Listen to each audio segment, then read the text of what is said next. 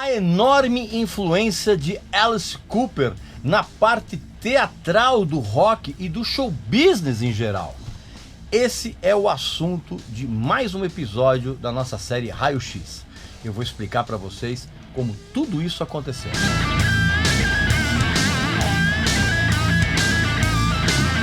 Como é que é, meu amigo e minha amiga? Você ainda não é sócio do nosso grupo secreto lá no Facebook? Nesse grupo eu coloco textos exclusivos, matérias exclusivas, dicas de discos, livros e respondo a todas as perguntas que os nossos sócios fazem lá para mim. Agora, às terças-feiras, nós temos uma live às 21 horas. Eu respondo a qualquer tipo de pergunta, ainda mostro os meus discos raros que eu tenho lá na coleção. Enfim, é interatividade total e diária, praticamente em tempo real.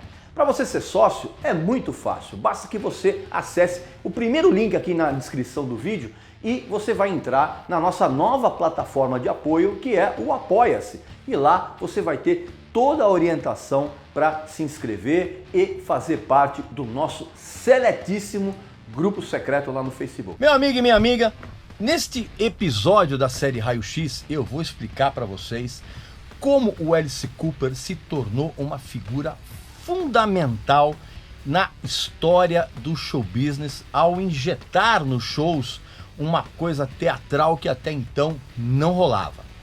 Antes, evidentemente, de eu entrar nesse assunto, você vai fazer inscrição aqui no canal, aquela coisa toda, vai visitar a nossa loja, que tem uns produtos bacanas.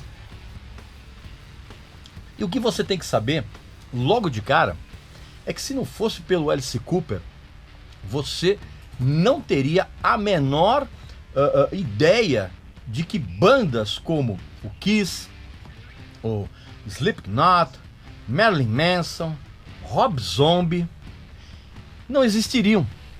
E até mesmo os shows do Michael Jackson e da Lady Gaga seriam completamente diferentes se não fosse pelo Alice Cooper. Calma que eu já vou explicar essa história muito doida. Antes de tudo, é preciso que você saiba que o Vincent Furnier, que é o nome verdadeiro do Alice Cooper, ele era um filho de um pastor, mas assim, de um pastor mesmo, daqueles caras bem religiosos. E desde o início, o Vincent, né, ele era daqueles moleques de frequentar a igreja aos domingos, aquela coisa toda. E aí, quando na escola ele conheceu um amigo, que acabou se tornando o melhor amigo dele, chamado Dennis Dunaway, eles travaram essa amizade muito forte e também porque eles tinham muitas coisas em comum, como por exemplo, uma verdadeira paixão pelo pintor Salvador Dalí e por filmes de terror. E é exatamente essas duas paixões que vão ser fundamentais lá na frente. Eu já vou explicar para você. E aí o que acontece? Os dois, evidentemente com aquele amor pela música, e eles acabaram montando uma banda de colégio chamada Earwig, junto com um moleque loiro de óculos, que era meio o bad boy da escola e que dizia saber tocar guitarra, que era um garoto chamado Glenn Buxton. O trio inicial da banda do Alice Cooper já estava começando a se formar. Mas isso mais na frente eu vou explicar como é que isso aconteceu. Eles começaram a tocar em bares, fazer aquele circuito de bares e escolas da região de Phoenix, ali no Arizona, copiando os Beatles, evidentemente. Aí depois, conforme eles foi passando o tempo, eles resolveram mudar o nome da banda, passaram a se chamar Spiders, né, conforme eles foram crescendo, e aí eles passaram a imitar o som dos Yardbirds. Ó, vai conectando a coisa. Beatles e Yardbirds, ok? Inclusive, o Spiders chegou até a abrir alguns shows daquela turnê que os Yardbirds fizeram pelos Estados Unidos em 1966, quando ainda tinha o Jeff Beck na formação, que o Jeff Beck tinha entrado no lugar do Eric Clapton. E inclusive também abriram alguns shows dos Kinks, né? E aí o Spiders começou a crescer naquela região. Só que esse crescimento da banda, nesse circuito de bares e colégios, provocou um dilema na cabeça do Vincent Furnier, que não era Alice Cooper ainda. Por quê? Porque ele continuava frequentando a igreja, e só que, como era muito comum, os caras já estavam de cabelo, ele já estava de cabelo comprido. Então ele era olhado com muito desdém dentro daquela comunidade religiosa que ele continuava frequentando, porque o pai dele era pastor. E isso provocou nele, além desse dilema, provocou um tipo de angústia em relação ao como a sociedade via o cara, e essa angústia, esse dilema, acabou se voltando exatamente contra esse tipo de visão conservadora que a comunidade tinha em relação a ele. E isso também seria um elemento fundamental quando surgiu o Alice Cooper. Tá acompanhando bem a história? Pois é, vai ligando os pontos. E aí o que acontece? Naquela época, o grande lance para as bandas era ou ir para Nova York ou ir para Los Angeles. O que era mais perto? Los Angeles. Então a banda toda se mudou para lá, já com um outro guitarrista fazendo parceria com o Glenn Buxton na banda, que era o Michael Bruce, que era um cara que também tocava piano, um cara já meio mais versátil. Só que naquele cenário de Los Angeles, que era um cenário extremamente competitivo na época, nós estamos falando de 1966, aquela coisa psicodélica, né? Eles começaram a perceber que, primeiro, que eles eram ruins musicalmente e que eles só conseguiriam obter algum destaque se eles trouxessem para o palco algumas coisas, alguns elementos cênicos. E aí entra aquela paixão do Vincent Fournier e do Dennis Dunaway por filmes de terror e Salvador Dalí. Eles começaram a tocar, colocando no palco umas máquinas de fumaça, luz negra, umas rodas giratórias fosforescentes, colocar um elemento que chamasse um pouco mais atenção, além do aspecto musical. E aí, conforme a banda foi tocando, foi fazendo shows, assim, esse elemento cênico, ele acabou se tornando até as roupas, os adereços, eles começaram a ficar meio que ultrajantes, vamos dizer assim, para usar uma palavra que me define bem. Foi dessa forma que o grupo começou a chamar a atenção e a ter uma espécie de... não havia meio termo, assim. As pessoas que assistiam ao show do grupo nessa época, ou as pessoas amavam ou as pessoas detestavam. E grande parte das pessoas detestavam. Porque assim, a banda no palco tocava meio mal ainda. Só que nesse período eles já tinham mudado o nome para Alice Cooper, que inclusive é uma história que eu vou contar num vídeo que eu vou colocar aqui no canal daqui um tempinho, só com histórias que você não sabe a respeito do Alice Cooper. E eu vou contar nesse episódio de onde veio o nome Alice Cooper, tá bom? Mas não é o caso aqui. Então, já como Alice Cooper, eles começaram então a transformar os seus shows era musicalmente ainda meio tosco, mas era muito vibrante e ao mesmo tempo era meio degradante ao mesmo tempo, né? A grande maioria das pessoas ia nos shows, inclusive, para ficar xingando o grupo. E aí, por intermédio de uma banda de grupos chamada GTO, que era bem famosa na época, uma dessas integrantes, ela era a babá dos filhos do Frank Zappa. E ela comentou a respeito do Alice Cooper pro Frank Zappa. E o Frank Zappa, nessa época, ele estava montando 2 selos.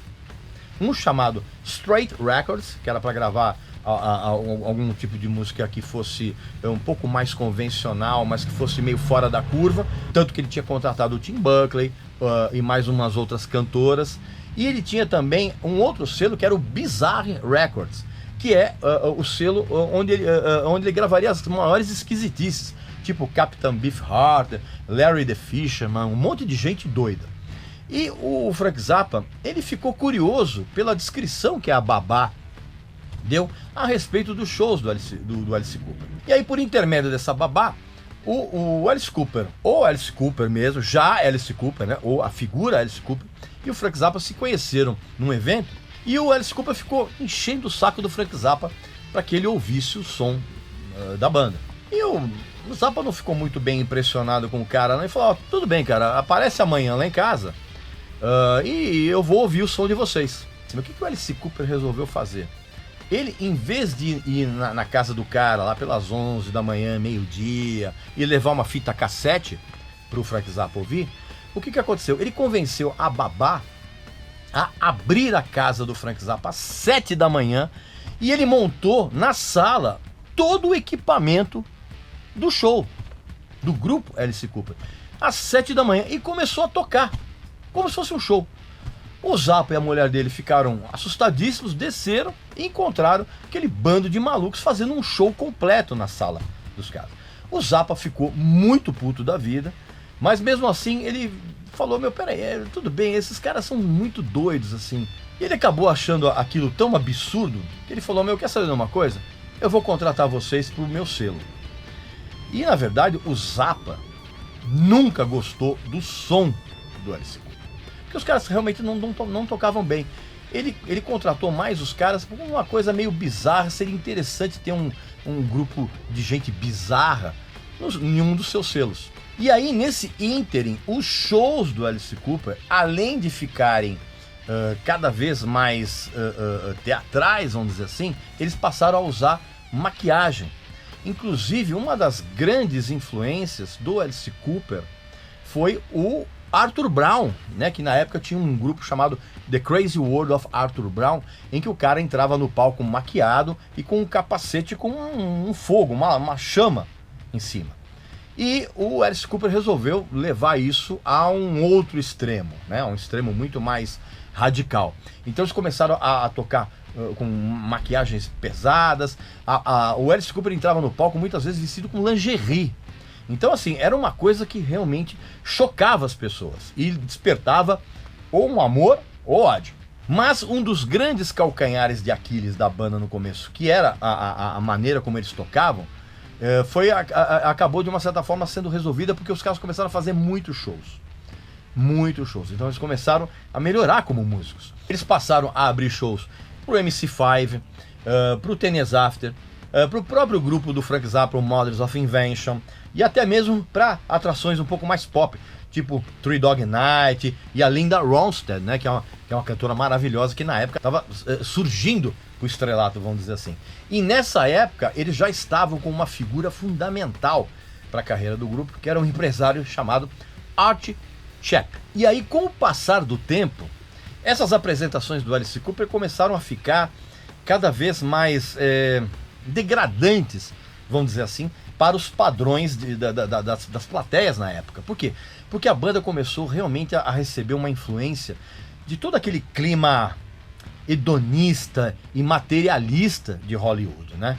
Isso, de uma certa forma, foi moldando o som dos caras. Era uma época, por exemplo, em que a ambição, né, artística ou não, ela era uma moeda que servia para tudo. E o que acontece? Então as plateias começavam a ficar, as plateias mais jovens, vamos dizer assim, elas começavam a ficar cada vez mais loucas, né?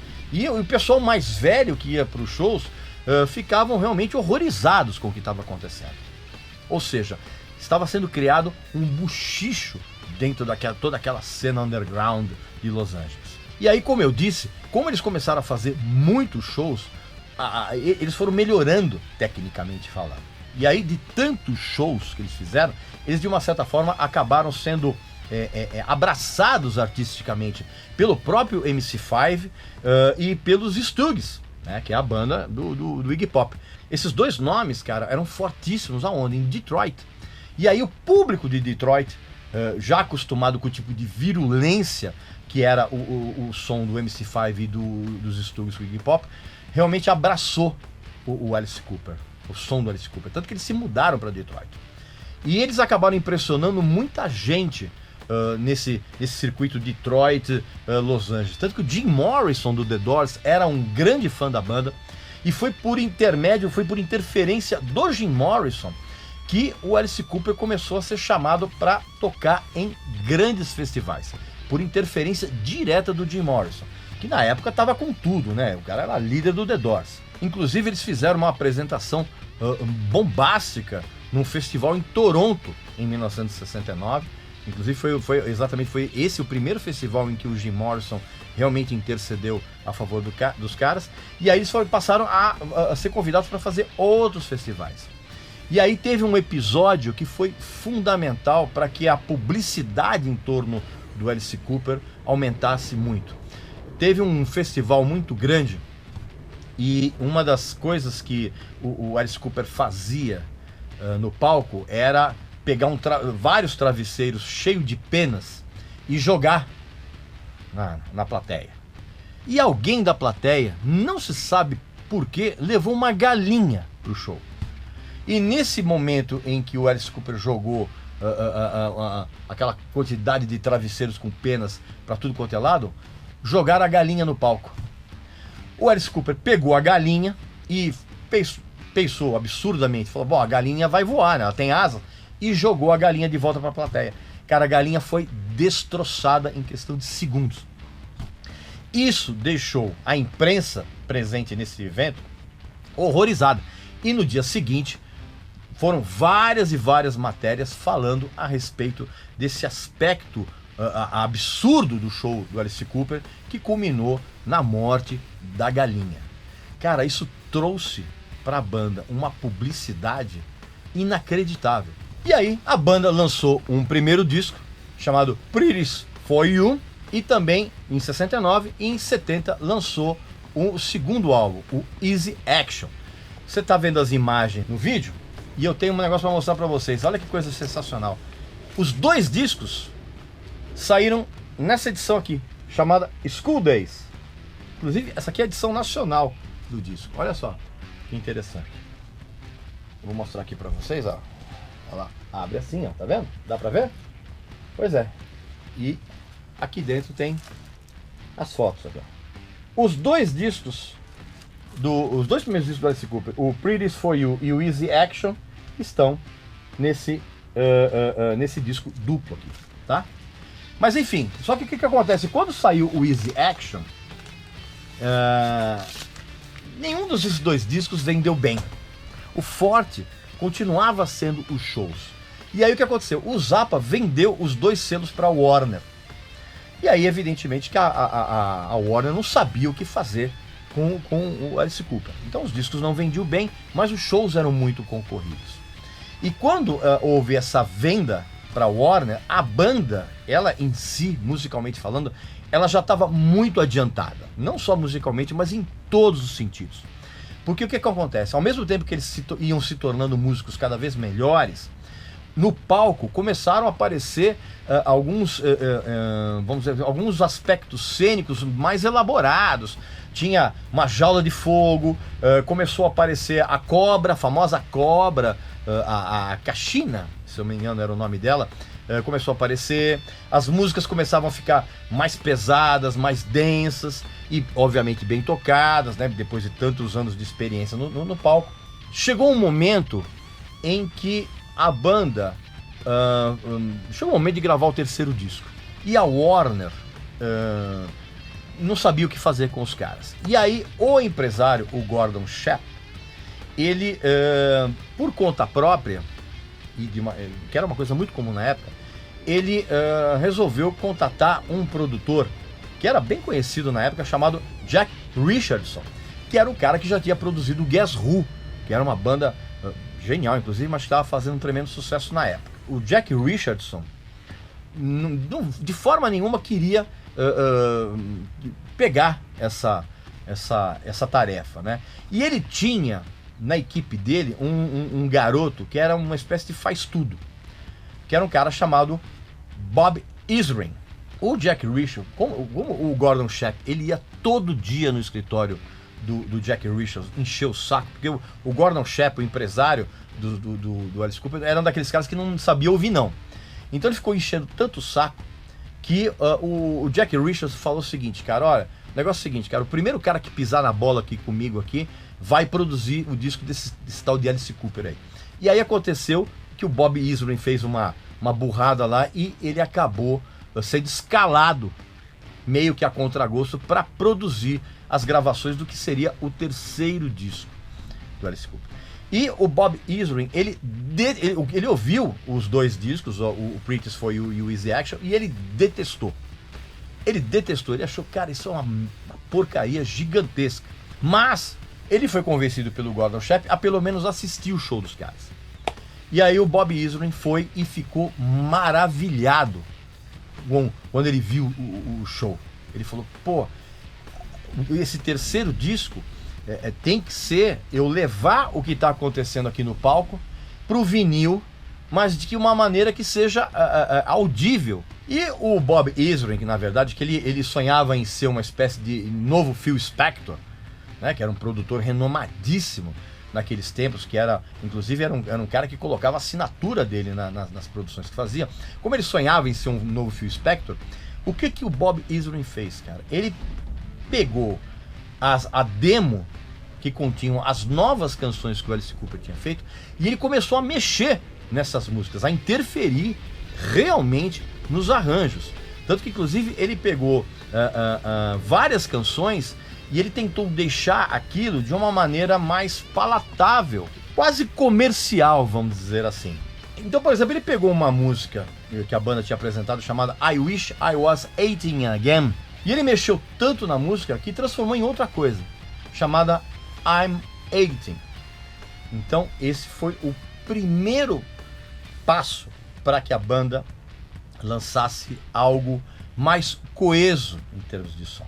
Então, ele pegou outras canções que a banda tinha apresentado, por exemplo, tinha uma versão de Some Arise, de um cantor australiano chamado Rolf Harris, tinha Is It My Body, Second Coming, e tinha uma música que, por interferência do Bob Ezrin, se transformou num épico, chamado Ballad of Dwight Frye, que era uma homenagem a um ator da década de 30 que acabou virando sinônimo de lunático nos filmes de terror daquela época. Tanto que ele fez o papel de assistente do Drácula original do Bela Lugosi, pra você ter uma ideia. Inclusive, foi essa música que aumentou ainda mais a produção dos shows que o Alice Cooper vinha fazendo, porque como era uma canção épica, eles no palco começaram a introduzir o lance da camisa de força, a enfermeira. O resultado disso tudo foi esse disco aqui, ó, Love It to Death. Assim, o salto qualitativo desse disco em relação aos dois anteriores é uma coisa impressionante. Você tem a impressão, inclusive, que é uma outra banda. Quando saiu esse disco, I'm 18 estourou de imediato. Começou a tocar muito nas rádios. E foi exatamente o lançamento desse disco e mais as performances da banda ao vivo que tornaram toda a experiência de assistir um show do Alice Cooper um evento muito intenso.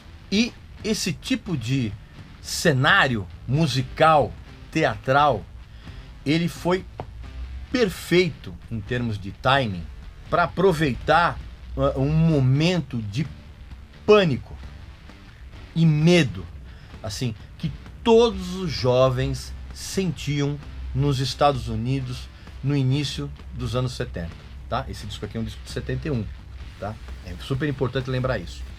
Porque o que acontece, cara? Toda a juventude americana estava muito apavorada com o lance da guerra do Vietnã, com o excesso de drogas que estava rolando, a sujeira das grandes cidades, prostitutas, cafetões, a violência generalizada. Então havia todo um clima de medo e pânico. E foi exatamente toda essa atmosfera que veio a calhar com o tipo de teatralidade e o tipo de som e o tipo de letra que o Alice Cooper começou a fazer.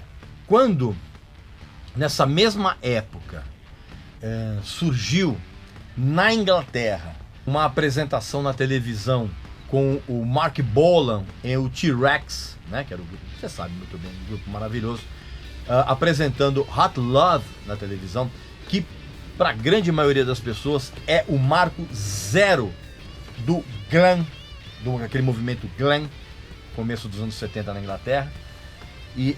O Alice Cooper e a banda toda, eles viram aquilo e eles imediatamente eles captaram tudo isso. E eles devolveram para as plateias americanas uma estética cheia de roupa de cetim, renda, aliado àquela temática violenta. Então, assim, os shows do Alice Cooper eram ao mesmo tempo glamurosos e violentos e degradantes ao mesmo tempo. E é claro que a sociedade americana, por exemplo, da época, não tinha a menor ideia do choque sexual, vamos dizer assim, que o glam rock tinha provocado na Inglaterra. Tudo que a sociedade americana via, na verdade, era a violência em si. Uma violência atrelada à aparência, à degeneração e àquela decadência. E isso tudo foi muito bem captado pelo Alice Cooper nos seus shows. Para os padrões da época, tudo no show do Alice Cooper era violento, era relacionado a violência. A iluminação, ela adquiriu aspectos ainda mais teatrais, que não tinham absolutamente nada a ver com aquele lance de psicodelia, e nem muito menos de você simplesmente colocar a iluminação em cima dos músicos. Na verdade, a iluminação toda era pensada como se um show do Alice Cooper fosse realmente uma peça macabra de terror teatral. E em pouquíssimo tempo, novos adereços foram colocados. A cadeira elétrica, a forca, a guilhotina, os bonecos representando bebês mortos. Tudo isso gerava publicidade, boa e ruim, dependendo do ponto de vista de cada um. Mas só que era exatamente isso que a banda queria: criar uma tensão nas plateias, nos ouvintes dos discos e principalmente na imprensa e na sociedade americana em geral. E isso tinha muito a ver, se você conectar com o passado, com aquele choque causado pelo surrealismo do Salvador Dalí no mundo das artes, pelos filmes de terror. Tudo estava encadeado dentro de um conceito sonoro, estético, multifacetado e ao mesmo tempo muito focado. Antes de eu continuar com essas explicações, presta atenção a essa mensagem importante que eu tenho para você, que está muito preocupado com a poluição do planeta por conta do lixo plástico. Se liga. Parece incrível, mas em pleno século XXI ainda temos que conscientizar as pessoas a respeito da maneira completamente errada que o plástico está sendo descartado na natureza justamente por essas mesmas pessoas. Para piorar, todo mundo ignora a urgência de uma política de reciclagem, não só de lixo plástico, mas de todos os outros tipos de lixo. E não me venha com esse papo de que você respeita coleta seletiva, porque ninguém faz isso. Eu aposto que você na sua casa não segue nada desse tipo de procedimento. Vai enganar outra pessoa. Eu tenho certeza absoluta que ninguém leva a sério isso na sua casa. Fala a verdade. É por essas e outras que a ONG Ambientalizando tem o meu total apoio e deve ter o seu também. Foi por isso que a partir do surgimento do Alice Cooper é que você pode entender por que vieram bandas como o Kiss, Marilyn Manson, Rob Zombie, o Slipknot e até mesmo Michael Jackson e Lady Gaga. Porque exatamente essa teatralidade do que o Alice Cooper demonstrou desde sempre também influenciou o Michael Jackson a colocar nos seus shows, principalmente depois do Thriller, elementos teatrais que até então não tinham nas apresentações dele. Então, e o Michael Jackson levou isso às últimas consequências, né? Você lembra que depois daquelas turnês subsequentes, os palcos ficavam cada vez mais grandiosos, cheios de bailarinos, de elementos cênicos. E isso tudo tinha a ver também quando o Alice Cooper se desligou da sua banda e passou a atuar em carreira solo. Mas isso é uma história que eu vou contar em outro episódio, inclusive no episódio do Aposto que Você Não Sabe com o Alice Cooper, que eu vou gravar muito em breve. E se você pensar bem também, a Lady Gaga, quando ela apareceu aos holofotes da mídia, com aquele visual simplesmente bizarro, né? Vestidos, aquele vestido de carne, aquelas coisas malucas, também teve uma influência fundamental do que ela, de uma certa forma, absorveu do próprio Alice Cooper. Ou seja, o que eu quis dizer com esse vídeo é que o Alice Cooper foi fundamental para colocar nos shows musicais um tipo de teatralidade e uma teatralidade bem perversa, vamos dizer assim, que não havia até então e que influenciou várias gerações. Pois bem, meu amigo e minha amiga, esse então foi o nosso raio-x de hoje. Não esquece de deixar sua inscrição aqui no canal, aquela coisa toda, de visitar a nossa loja, que tem uns produtos muito legais. E eu volto semana que vem com mais um assunto interessante aqui para mostrar para vocês, beleza? Então, um abração e até a próxima.